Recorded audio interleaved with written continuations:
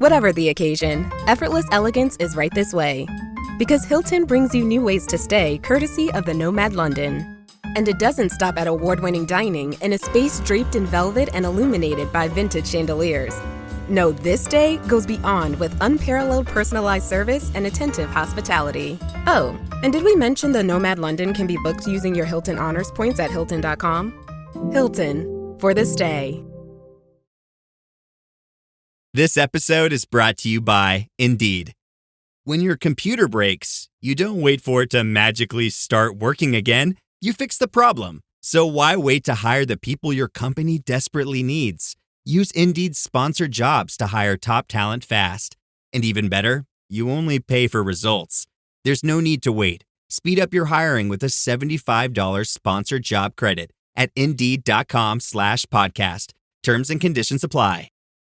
Salut à toutes, salut à tous, 4e étape de ce Tour de Suisse. Aujourd'hui, on va attaquer peut-être la première étape, on va dire, de montagne, même si il n'y a qu'une seule difficulté du jour, mais elle est assez longue et assez dure. Ça sera, on va dire, le premier vrai test là. Pour Romain Grégoire, pour défendre son maillot de leader et les minutes qu'il a, les 3 minutes d'avance qu'il a sur Almeida et compagnie. Une étape de 193 km, elle est longue, mais elle est toute plate lors des 110 premiers kilomètres. Et puis ensuite, ça va monter progressivement durant environ 35 km avec 2 ascensions répertoriées, le Soufers 3 km 400 à 5,7%, puis la vraie difficulté, le Splugenpass 8,8 km à 7,3%, et là on sera à environ 50 km de l'arrivée, et ensuite il y aura une très longue descente.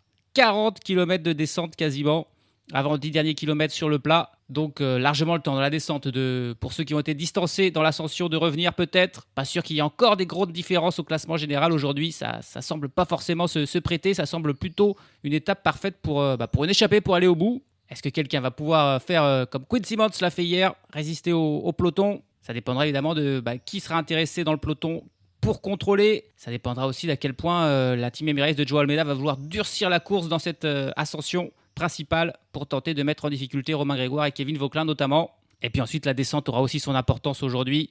Les meilleurs descendeurs pourraient tenter de faire des différences dans cette vraiment très très très longue descente où il faudra aussi être vigilant, bien sûr, faire attention à ne pas chuter. Encore une fois, plusieurs scénarios possibles, du suspense pour ce classement général grâce à une première étape qui n'avait pas été contrôlée. Du coup, ça nous donne des étapes maintenant un petit peu plus indécises et intéressantes. Et on va suivre ça tout de suite sur cette 4e étape du Tour de Suisse entre Heiden et Borgo Nuovo di Piolo. On va faire un petit tour en Italie aujourd'hui. On arrive en Italie.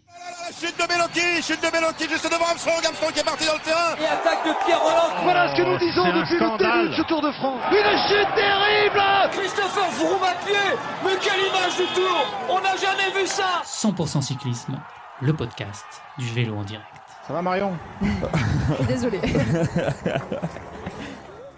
Et c'est parti pour cette étape, cette longue étape, 193 km on le rappelle, avec un début vraiment complètement plat. À noter aujourd'hui, un coureur qui n'a pas pris le départ, c'est Geraint Thomas, lui qui a tombé hier, qui a perdu beaucoup de temps, mais surtout qui est tombé, qui s'est fait un peu mal. Et il a préféré abandonner, soigner ses blessures, pour être sûr d'être là en mois de juillet au Tour de France, participer à un dernier Tour de France avant de prendre sa retraite. Ça serait dommage quand même que Geraint Thomas en soit absent suite à cette chute. On espère qu'il va se remettre. Même si évidemment, il n'aura pas pour ambition d'être dangereux au classement général. Il n'a plus le niveau. Il mérite un dernier passage par la grande boucle. Et c'est pour ça qu'il abandonne ce Tour de Suisse aujourd'hui pour prendre le temps de se requinquer avant juillet. On a des petites attaques, mais pour l'instant, pas d'échappée formée. Hein.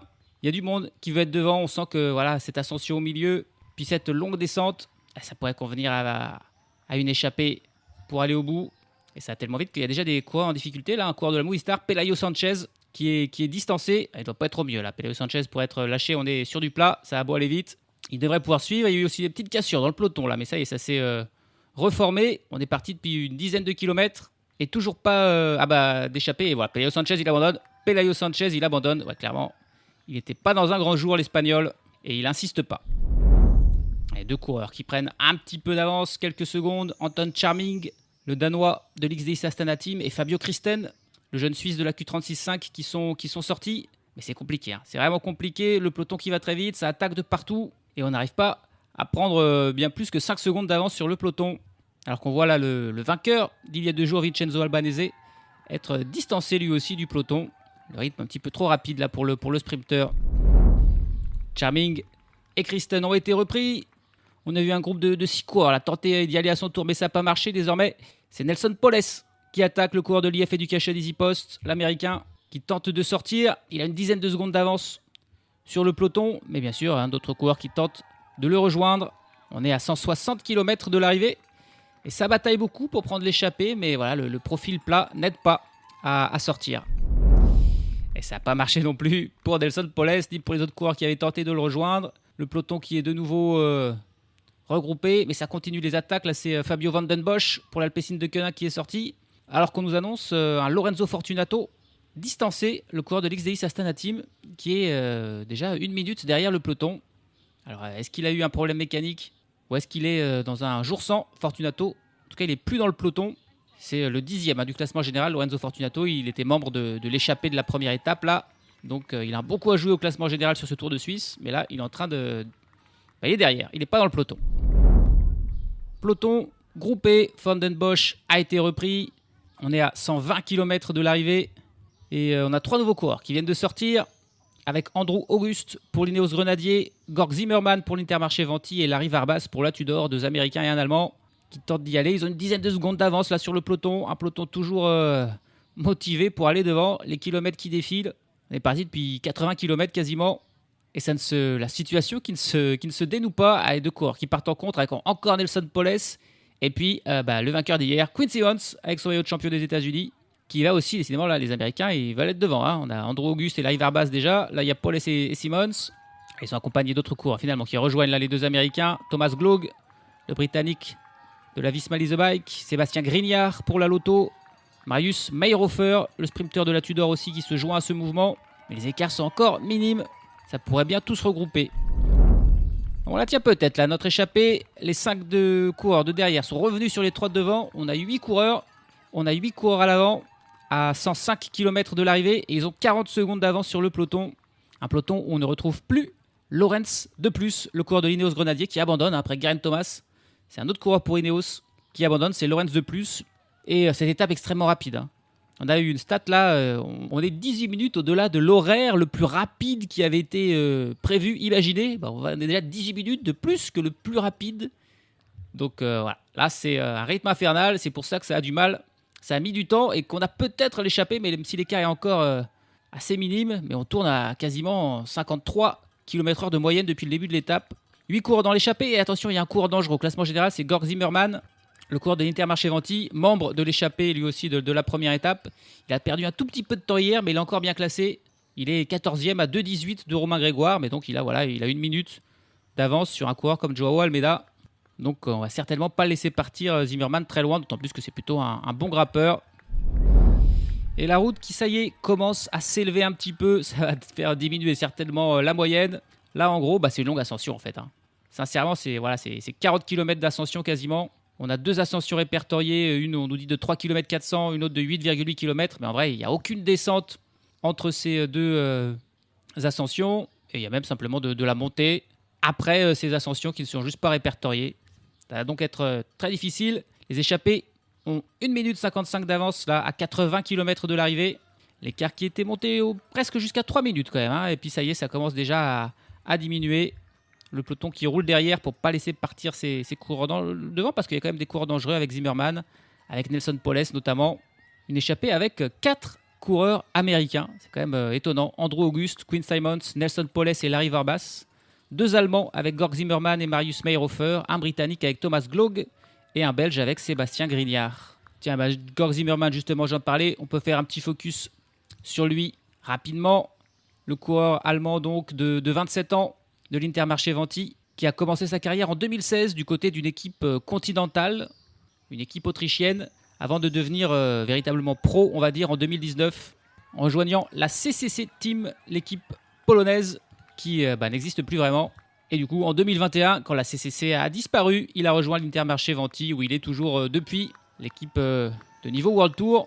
3 victoires dans sa carrière pour Zimmermann, une étape du Tour de l'Ain en 2021, une étape du Critérium du Dauphiné en 2023, c'est sa seule victoire au niveau World Tour. Et puis cette saison, il a remporté le classement général du Tour des Abruzzes, Georg Zimmermann, sans y remporter d'étape. Mais voilà, c'était le premier classement général de sa carrière. Georg Zimmermann, on se rappelle, il était deuxième d'une étape sur le Tour de France en 2023, battu au sprint par Peyo Bilbao au sein d'une échappée qui était allée au bout. Il a fait déjà 4 fois le Tour de France, c'est pour ça qu'on le connaît un petit peu. Il a fait aussi une fois la Vuelta, qu'il avait terminé à la 21e place du classement général. Preuve que c'est quand même un assez bon grimpeur. Et puis sur les monuments, 5 Liège-Bastogne-Liège, 3 Tours de Lombardie, 1 Tour des Flandres, 1 Milan-San Remo et une 19e place du Tour de Lombardie l'an passé comme meilleur résultat. Cette saison, on l'a dit, il a remporté le classement général du Tour des Abruzzes. On l'a vu aussi sur le Santos Tour Down Under ou sur Paris-Nice. Mais étonnamment, on l'a rarement vu à l'avant. Lui qui pourtant a un coureur qui aime bien prendre des échappées, voilà. Sur le Tour de Suisse, on le retrouve. Il était à l'avant lors de la première journée. Il est encore à l'avant aujourd'hui. Et il est le coureur le plus dangereux au classement général. Et c'est pour ça que derrière, le peloton roule pour ne pas laisser partir Zimmermann trop loin. La montée de Suffers, qui porte en anglais un nom qui va dire qu'on était là pour souffrir. Et elle est un petit peu dure, mais 3 km 400 à 5,7%. Et elle est fatale là, à des coureurs de l'échappée qui ne peuvent pas suivre. Sébastien Grignard est le premier à lâcher, suivre Larry Verbas. Et là, j'ai bien l'impression que c'est difficile aussi pour Zimmermann et pour Mayr-Hofer, les deux Allemands qui sont ensemble, qui sont légèrement distancés par les 4 rescapés que sont Nelson Poles, Andrew Auguste, Quinn Simmons et Thomas Glog.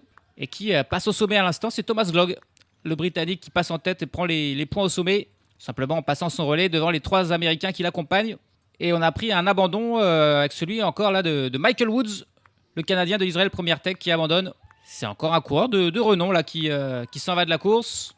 L'écart avec le peloton qui a bien diminué, plus qu'1 minute 15 d'avance pour les échappés à 65 km de l'arrivée. Un peloton où vient d'être repris là Sébastien Grignard. Une fois qu'il a lâché, il a vite été rattrapé par le peloton. Désormais, les coureurs qui vont passer sur un passage légèrement plat et vont arriver au kilomètre Tissot. Mais je ne pense pas que ces 4 coureurs vont se battre pour les secondes bonifs, puisque aucun d'eux n'est vraiment bien classé au classement général, maintenant que Georg Zimmermann est distancé. 56 km de l'arrivée, 52 secondes d'avance pour les 4 hommes de tête qui arrivent au sprint Tissot. Et c'est encore Thomas Glog qui va passer en tête. C'est pas pour les secondes, mais je crois qu'il y a une montre à gagner pour celui qui passe en tête des 2 sprints Tissot. C'est peut-être pour ça que Thomas Glog, il a envie d'aller chercher cette récompense. Il pourra regarder l'heure avec classe, je suppose. C'est l'intérêt d'avoir une montre Tissot. Là, je ne sais pas. Dans le peloton, en tout cas, ça roule. Et la Team Emirates, qui est aidée par la Decathlon AG2R La Mondiale. Voilà, les équipes de Joao Almeida et de Félix Gall qui prennent les choses en main, qui en ont marre de voir l'échappée aller au bout quasiment à chaque fois. Là, se sont fait avoir trop de fois pour prendre des risques aujourd'hui. Et c'est pour ça que l'écart est minime. 46 secondes, on n'a toujours pas attaqué la principale difficulté du jour. Ça semble condamné pour l'échappée, mais bon, désormais on se méfie. Surtout que Quinn Simmons est de nouveau à l'avant. Et ça commence à grimper là, au plein milieu de ce kilomètre Tissot. Ça y est, les pourcentages qui se cabrent. Et Thomas Glog qui va passer en tête aussi du second sprint Tissot devant Paul et Quinn Simmons et Andrew Auguste, là, le jeune américain de l'Ineos qu'on connaît peu, Andrew Auguste qui vient de lâcher.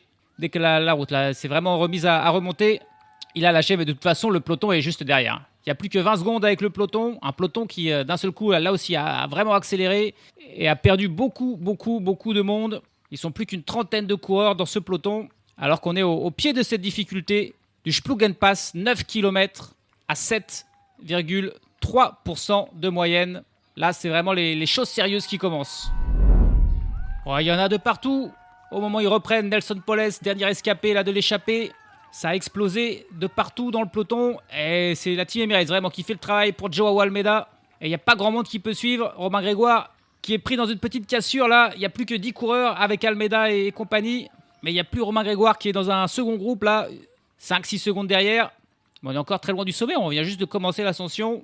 Donc il faut qu'il s'accroche là, Romain. Mais voilà, la première vraie montagne.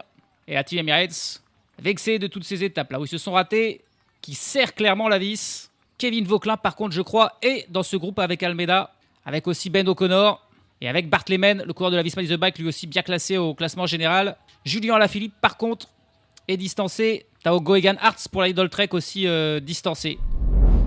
Oscar Onley, Félix Gall, on a Pablo Castrillo pour la Movistar qui s'accroche. Juan Pedro Lopez pour la Lidl Trek. Alors que Romain Grégoire est un tout petit peu plus loin dans un groupe avec Julien Alaphilippe. Ah non, il est en train de revenir. Ouais, il est revenu là, Romain Grégoire et Julien Alaphilippe. Ils sont revenus. Et Almeida, il n'a plus qu'un seul équipier avec lui. Est-ce que c'est Großschartner peut-être qui travaille? Mais là, il est allé tellement vite au début que quasiment tous ses équipiers sont morts. Et Romain Grégoire, finalement, est revenu là de l'arrière, dans un petit groupe. On a une quinzaine de coureurs là, en compagnie de Almeida. Et voilà, l'équipier de Almeida qui se enlève et Almeida qui est tout seul et qui met son accélération. Mais Almeida, c'est pas un coureur qui met des grosses accélérations. Il aime plutôt faire un train. Il a immédiatement Oscar Onley, Félix Gall qui sont dans sa roue, Ben O'Connor. On a 2 coureurs pour la Lidl Trek. Et Almeida, bah oui, du coup, il a fait aucune différence. Donc il demande un relais à Oscar Onley, à Félix Gall, qui aussi ont intérêt quand même à rouler pour tenter de lâcher Romain Grégoire. Donc ils vont probablement l'aider. Mais ça s'accroche derrière. Ça s'accroche. Il y a eu une petite cassure, la fête suite au mouvement de Joao Almeida. Mais voilà, ça c'est revenu pour Romain Grégoire qui est toujours là. Et voilà, une vraie attaque là. Elle est signée Juan P. Lopez pour la Lidl Trek. On est à 4 km 200 du sommet. Et derrière, c'est Oscar Onley qui fait le travail pour empêcher Juan P. Lopez de sortir et qui ramène Almeida, Gall. C'est Mathieu Riccitello, je pense, qui est aussi là pour Israël Première Tech. Tao Geoghegan Hart qui est aussi là. Il est revenu. Il était dans le groupe avec Romain Grégoire et avec Julien Alaphilippe. Il y a du monde. J'ai l'impression que Clément Champoussin est encore là pour l'Astana. Warren Barguil aussi pour la Picnic Postenel. On a encore Ilan Van Wilder pour la Soudal Quick-Step. Matteo Sobrero pour la Red Bull Boransgro est là. Mais est-ce que Vlasov est là? Je suis pas sûr. On n'annonce pas d'Alexander Vlasov. This episode is brought to you by Nespresso and Samra Origins by the Weekend Coffee Collection. Introducing Samra Origins. My collaboration with Nespresso is a connection to my roots, to my mother, Samra. Coffee that hits the right notes. It transports you.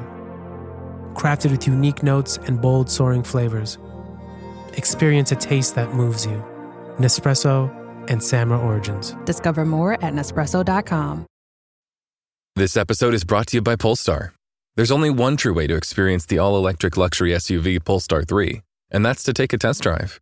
It can go from 0 to 60 in as little as 4.8 seconds with the dynamic handling of a sports car. But to truly understand how it commands the road, you need to be behind the wheel. Up to 350 miles of range, the 3D surround sound system by Bowers & Wilkins, it's all something you have to experience to believe. So book your test drive for Polestar 3 today at polestar.com. On est dans une longue série de lacets là. C'est beau, c'est impressionnant. Et Almeida qui continue le forcing. Et ça lâche derrière. Ça explose encore un petit peu ce groupe de 15 coureurs. Il n'y a plus que 4 coureurs qui peuvent suivre Joao Almeida. C'est Félix Gall, c'est Ben O'Connor, c'est Oscar Onley et Kevin Vauquelin qui pour l'instant fait le gros coup au classement général. Alors évidemment les autres sont pas loin derrière. Romain Grégoire il est là dans un second groupe avec Finlay Pickering, avec Juan P. Lopez et Tao Geoghegan Hart, avec Castrillo, avec Van Wilder. Mais il reste encore 2 km 300 du sommet. Et là ça y est, la différence est définitivement faite alors que Kevin Vauquelin est à son tour en train de lâcher. Almeida qui continue ce rythme terrible. Et Vauquelin qui lâche à son tour. Il n'y a plus que Onley, Félix Gall et Ben O'Connor qui suivent. Mais Vauquelin il s'accroche. Il est juste, il a pris une petite cassure. Et c'est au tour de Ben O'Connor d'être un petit peu en difficulté, de perdre centimètre par centimètre. Mais bon, ensuite, il y a 40 km de descente. Alors, comment ça va se dérouler? Il y a le temps pour revenir. Mais voilà, O'Connor s'est définitivement lâché. Il n'y a plus que Félix Gall et Oscar Onley qui suivent Joao Almeida qui continue de faire son ascension à son rythme. Il y a un rythme évidemment très très soutenu. Oh, j'ai appris que Onley aussi, c'est dur. Ouais, Onley aussi. Il a dit à Félix Gall, je peux plus, passe devant. Mais Félix Gall, il a bien du mal à passer devant. Il peut pas y aller. Il peut pas y aller non plus. Et c'est parti, Joao Almeida seul en tête. Joao Almeida seul en tête désormais. Et Oscar Onley qui était le premier dans la roue d'Almeida, il s'est retourné pour dire à Gall, je vais lâcher. Mais Gall, à aucun moment, on a pu sauter dans la roue du Portugais. Edge Almeida qui est en mission, mais on est à 49 km de l'arrivée. C'est un gros effort en solitaire. Si derrière, ça se regroupe un petit peu. D'ailleurs, on voit Ben O'Connor là, et Kevin Vauquelin qui vont revenir sur Gall et Onley. Ils vont forcément travailler ensemble pour revenir sur un Joao Almeida dans la descente. Et il n'est pas impossible que peut-être le groupe avec Bart Lehman, avec Alaphilippe, avec Grégoire, revienne lui aussi de l'arrière. On est encore loin de l'arrivée. Le sommet pour Joao Almeida qui le passe donc seul en tête. Il a fait des petits écarts, mais est-ce que ça sera suffisant jusqu'à l'arrivée? Il a 40 secondes d'avance sur le quatuor Onley, Gall, Vauquelin et O'Connor. Mais c'est 4 coureurs qui vont passer le sommet, mais ils vont en train d'être rejoints par d'autres coureurs qui reviennent de l'arrière là. Ils sont 4 coureurs à revenir de l'arrière. Qui on a là? On a Mathieu Riccitello, on a Clément Champoussin, on a Pablo Castrillo et un 4e coureur, je crois que c'est qui est là? C'est Ilan Van Wilder pour la Soudal Quick-Step qui est là, qui viennent de rentrer juste au sommet sur les 4 autres. Et du coup, on a 8 coureurs qui vont s'entendre probablement pour tenter de revenir sur Joao Almeida. Romain Grégoire, lui, il est tout seul. Il est un petit peu plus loin. On donne un écart de 1 minute 20 entre Joao Almeida et Romain Grégoire. Il est là, Romain Grégoire, on le voit passer le sommet. Il a Julien Alaphilippe dans sa roue. Julien Alaphilippe, là, qui pousse même Romain Grégoire, là, sur son fessier, qui se lance immédiatement dans la descente. Pas le temps de se reposer. Alaphilippe va être là pour l'aider. Puis Alaphilippe, il a aussi intérêt à travailler. Il a aussi une place à défendre au classement général. 33 km de l'arrivée et les écarts qui sont stables là, entre les différents échelons de la course. Joao Almeida, seul en tête, à environ 50 secondes d'avance sur 8 coureurs. Kevin Vauquelin, Félix Gall, Pablo Castrillo, Ilan Van Wilder, Ben O'Connor, Oscar Onley, Clément Champoussin et Mathieu Recitello. Et puis à 1 minute et 28 secondes de Joao Almeida, on retrouve un trio avec Romain Grégoire, avec Julien Alaphilippe et avec Lennart Kamna, le coureur allemand de la Lidl Trek qui est encore là. Et ensuite, beaucoup plus loin, le groupe avec notamment Bart Lehmann est pointé, lui, à plus de 2 minutes 30 de Joao Almeida. Pour l'instant, si la situation restait là à l'arrivée, ce serait Kevin Vauquelin, le nouveau leader, le nouveau maillot jaune de ce Tour de Suisse, et qui ferait donc quand même la belle opération, même si il perd un petit peu de temps pour l'instant sur Joao Almeida. Bon, alors par contre, la télé suisse, là, la réalisation suisse, c'est pas possible. On a 3 groupes à l'avant, donc on a Joao Almeida seul devant, on a le groupe de 8 coureurs à 50 secondes. On a le trio là, Alaphilippe, Kamna, Grégoire qui reprend un petit peu du temps, lui à 1 minute 10 désormais de Joao Almeida. Et on passe les 3 quarts du temps à nous montrer le groupe 4 qui est à plus de 3 minutes, qui ne roule pas, qui n'est plus partie de la course, ils sont bien trop loin. Mais on nous le montre simplement parce qu'il y a Jan Christen dedans, le jeune Suisse. Et alors du coup on revient tout le temps sur ce groupe 4 où ils sont juste en train de finir l'étape tranquillement, juste pour nous montrer Jan Christen alors que ça n'a aucune influence sur la course. Là, les amis, bon, s'il vous plaît, est-ce qu'on peut se concentrer sur là où il y a de l'enjeu, voir qui roule, parce que là, c'est un peu n'importe quoi. Et Kevin Vauquelin et Ben O'Connor qui ont fait un petit écart sur les autres, là, c'était probablement ceux qui travaillaient le plus, ceux qui avaient le plus à gagner de revenir sur Joao Almeida. Et du coup, ils se sont fait un petit écart avec les 6 autres. Et pendant ce temps, Romain Grégoire, Julien Alaphilippe et Lennart Kamna sont en train de revenir de l'arrière sur les 6 autres. Ils ont fait une très très belle descente, la preuve qu'ils étaient plus impliqués que le groupe de 8.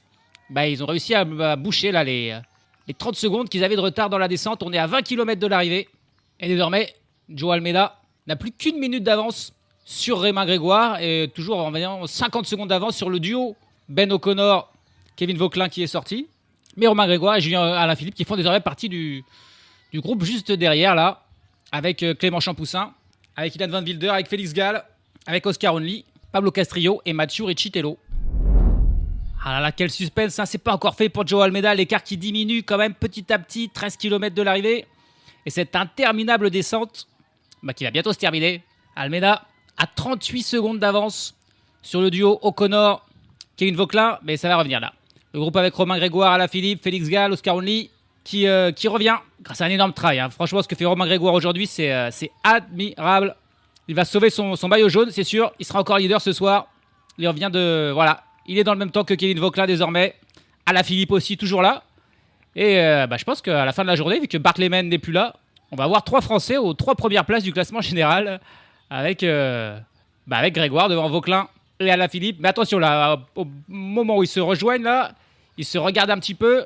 Faut pas trop se relever, sinon Almeida va continuer son effort. Allez, on voit Ben O'Connor qui reprend le... Ouais, il y a eu 10 petites secondes bon et maintenant. Mais hop, Romain Grégoire, lui aussi, s'est mis à travailler. Ouais, faut pas trop se regarder.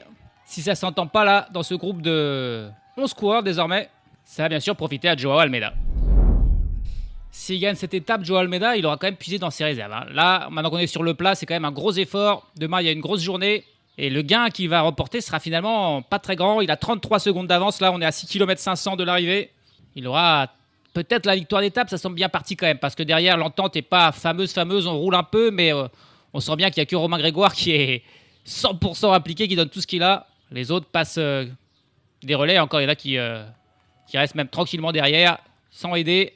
C'est dommage, hein, parce qu'ils s'entendaient ensemble. Les 11, ils pourraient vraiment revenir. Hein. On sent que Joao Almeida, il puise. On a Oscar Onley qui travaille pas mal avec Romain Grégoire, Ben O'Connor, Mais d'autres, notamment Kevin Vauquelin, étonnamment, il travaille plus trop là. Julien Alaphilippe non plus. Et même ça s'attaque là. Ça s'attaque dans le groupe de poursuite. Oscar Only qui attaque Ben O'Connor qui suit. Voilà, les deux coureurs qui en plus travaillaient le plus. Hein, c'était la preuve que c'était les plus frais. Ils mettent une attaque là et ils distancent un petit peu le groupe Romain Grégoire qui évidemment ne peut pas poursuivre. Là, il fait beaucoup d'efforts, Romain Grégoire. Il a besoin d'un petit peu de soutien. Et c'est Pablo Castrillo qui est sorti dans un second temps lui aussi. Mais au moins, ça a fait travailler un petit peu les autres là. Ouais, Kevin Vauquelin, Lennart Kamna passer enfin des relais pour au moins revenir sur le duo O'Connor Only qui est sorti. Mais pour Joao Almeida, en tout cas, ça sent bon, il reprend du temps. 47 secondes d'avance à 4 km de l'arrivée. Voilà, ça s'entend pas du tout derrière. Kevin Vauquelin a tenté de mettre une attaque. Il a vu Grégoire aller suivre. Il s'est immédiatement rassis. Derrière, Gall a voulu semblant d'en mettre une aussi. Félix Gall n'a pas travaillé une seule fois. Félix Gall, Mathieu Recitello et Julien Alaphilippe. Ils n'ont pas passé un relais. Ilan Van Wilder, c'est pareil, très discret. Là, c'est Pablo Castrillo qui met une attaque. Kevin Vauquelin qui saute dans sa roue. Suit Félix Gall, Romain Grégoire. Ça s'entend pas du tout.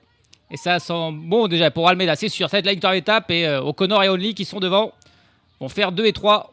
Et gagner en plus quelques secondes sur Romain Grégoire et les autres. Ouais, là, ça s'entend pas du tout. Il y a des discussions. On sent qu'entre c'est même tendu entre Romain Grégoire, je crois, et Félix Gall. Il reste plus qu'un kilomètre, il vient de passer la flamme rouge, Joao Almeida. Il aura finalement réussi à résister et profiter surtout de la mésentente dans le groupe de derrière. Si c'était vraiment entendu, il serait revenu sur lui, mais ça n'a pas été le cas. Ils n'ont pas réussi à joindre leurs efforts, à trouver un objectif commun. Et Joao Almeida va remporter l'étape, prendre 10 secondes de bonus, terminer avec 40-50 secondes d'avance sur les autres coureurs. Donc ça reste une belle opération pour lui. Il restera encore d'autres étapes pour gagner du temps. Il faut juste espérer que pour lui, qu'il ne se soit pas trop fatigué aujourd'hui, vidé de ses forces, parce qu'il a fait quand même un gros effort en solitaire. Là. Il a attaqué il était seul à plus de 50 km de l'arrivée. Le Portugais Joao Almeida, le grand favori de ce Tour de Suisse, qui est aux 300 mètres et qui finit, évidemment, il ne se relève pas là. Le but, c'est de prendre le plus de temps possible sur les autres. Il finit en mode contre-la-montre jusqu'au bout. Il va quand même prendre le temps, de lever les bras à 3 mètres de la ligne. La victoire d'étape pour Joao Almeida. Enfin, le Tour de Suisse qui va dans son sens. Il ne reprendra pas encore le maillot de leader Joao Almeida, mais il a au moins regagné du temps. On va voir combien exactement. Derrière, on a donc le duo O'Connor Only. Eux, ils se sont entendus entre eux. Ils ont travaillé ensemble. Il y a 6 et 4 secondes à prendre. Ça va être Oscar Only qui est largement là, encore plus frais, qui va même faire un écart avec Ben O'Connor. La deuxième place pour Oscar Only, qui termine à 39 secondes. O'Connor, troisième à 42 secondes de Joao Almeida. Et derrière, ça a encore explosé. C'est Félix Gall avec Romain Grégoire qui est encore là avec Kevin Vauquelin. Il a encore du jus pour faire le petit dernier sprint, Romain Grégoire, mais c'est Kevin Vauquelin qui va le dépasser, faire 4e. Vauquelin 4e, Grégoire 5e, Gall 6e. Ils ont terminé à 1 minute. 1 minute de Joao Almeida. De perdu pour tous ces coureurs-là, qui auraient pu limiter un petit peu plus la casse avec un peu plus d'entente.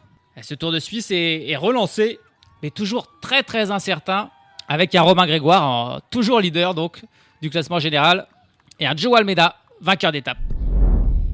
Il avait déjà remporté 2 étapes l'an passé sur ce Tour de Suisse, Joao Almeida. Aujourd'hui, il remporte donc une 3e dans sa carrière, une 19e en tout, après avoir terminé 2e hier, donc il s'impose aujourd'hui et il va se replacer un petit peu au classement général, même s'il va encore avoir pas mal de retard sur Romain Grégoire. Joao Almeida, qui réalise une très belle saison, 2e du classement général du Tour de la Communauté de Valence, 2e du Tour de l'Algarve. Sur Paris-Nice, il avait remporté une étape avant de finir 6e du général. Il avait aussi remporté 2 étapes sur le Tour du Pays Basque et remporté le classement général. Puis il avait remporté le classement général du Tour de Romandie, donc 2 courses World Tour par étape à son palmarès, plus pas mal de victoires d'étape. Et donc encore sur ce Tour de Suisse, une victoire. Il est en grande forme, Joao Almeida. C'est pour ça que c'est le favori de la course. Il termine aujourd'hui donc avec 40 secondes d'avance sur Oscar Only et 42 sur Ben O'Connor. Kevin Vauquelin, Romain Grégoire et Félix Gall terminent à 1 minute et ils auront donc perdu une vingtaine de secondes sur Only et O'Connor, assez bêtement dans ce final. Ilan Van Wilder, Clément Champoussin, Julien Alaphilippe, Lennart Kamna, Pablo Castrillo et Mathieu Recitello étaient aussi là et terminent à 1-0-2 juste derrière. Par contre, beaucoup plus loin, termine le groupe qu'on nous a le plus montré. Termine à 4 minutes et 3 secondes le groupe, donc avec Jan Christen, oui, un Suisse, merci, il était là. Et donc ils finissent très loin dans ce groupe pour retrouver des coureurs comme Tao Geoghegan-Hart, comme Alexander Vlasov, grand battu du jour, Valentin Madouas, Bart Lehmann pour la Visma The Bike qui était 3e ce matin et qui lui aussi perd gros. On a dit les abandons. Dolores de plus de Pedro Sanchez, de Michael Woods et le non-départ de Geraint Thomas. Aujourd'hui, voilà, il n'y en a pas eu d'autres. Puis le dernier du jour, c'est Davide Ballerini, le sprinter italien de l'XDI Astana Team, qui termine à 28 minutes et 41 secondes. Classement général, donc pas mal de changements évidemment dans le top 10. Mais Romain Grégoire reste leader avec 25 secondes d'avance sur Kevin Vauquelin et 29 secondes sur Julien Alaphilippe, désormais 3e. 3 Français aux 3 premières places d'une course par étape pour le Tour. Ça devait faire longtemps que ce n'était pas arrivé. Ben O'Connor est désormais 4e à 56 secondes. Lennart Kamna 5e à 1,20, tout comme Pablo Castrillo 6e à 1,20. Kamna et Castrillo, ils étaient aussi dans l'échappée de la première étape. Joao Almeida remonte à la 7e place à 2 minutes et 7 secondes de Romain Grégoire. Oscar Only est 8e à 2,53. Félix Gall 9e, mais déjà plus loin, 3,23 pour Félix Gall. Et puis Clément Champoussin qui fait son entrée dans le top 10 à 3 minutes 25 dans le même temps que Van Wilder et Mathieu Riccitello. Les coureurs qui sont sortis du top 10 aujourd'hui, c'est Bart Lehmann, mais aussi Félix Groschartner et Will Barta qui n'ont pas su tenir le rythme et qui sortent donc du top 10. De même que Lorenzo Fortunato, 10e ce matin et qui aujourd'hui a terminé à plus de 25 minutes. Un jour sans Lorenzo Fortunato qui abandonne toute ambition au classement général.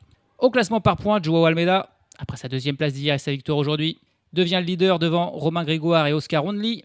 Et puis au classement de la montagne, pas de changement. Félix Engelhardt, toujours leader devant Joao Almeida désormais, qui est passé en tête du col de première catégorie du jour, et Mauro Schmidt. Le classement de meilleur jeune ne bouge pas avec le même trio, Grégoire devant Vauquelin et Castrillo. Demain, nouveau gros test, nouvelle belle étape de montagne avec 4 cols de première catégorie et une arrivée cette fois-ci qui se fera au sommet. Ça va être très dur. Là, ça va être très très dur pour Romain Grégoire pour garder son maillot jaune.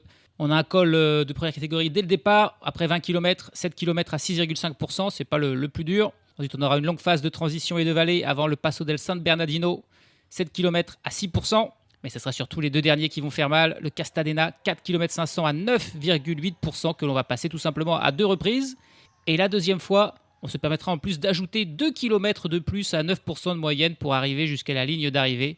Donc voilà, ça va faire quasiment 6 km à 10% jusqu'à la ligne. Ça va faire très très très très mal. Et Joao Almeida, que l'on a vu en forme aujourd'hui, va sûrement tenter de nouveau d'exploser la course pour rattraper le temps perdu. Est-ce qu'il pourra reprendre 2 minutes et 7 secondes à Romain Grégoire dès demain ? Eh bien, on verra ça sur 100% cyclisme, évidemment. Salut à tous, salut à toutes.